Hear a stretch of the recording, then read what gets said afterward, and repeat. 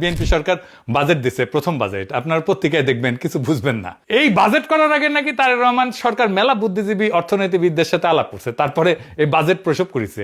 তো আসেন দেখি ক্যাঙ্কা বাজেট পয়দা করেছে এত আলাপ করিয়া, তাহলে বুঝবেন এরা কেমন বুঝে বাজেট জিনিসটা, রাষ্ট্র কেমন বুঝে, অর্থনীতি কেমন বুঝে। আসেন বুঝে দেখি, আল্লাহর নামে শুরু করি। একটা সংখ্যা দিয়ে শুরু করি, মাত্র একটা সংখ্যা, 6.8%।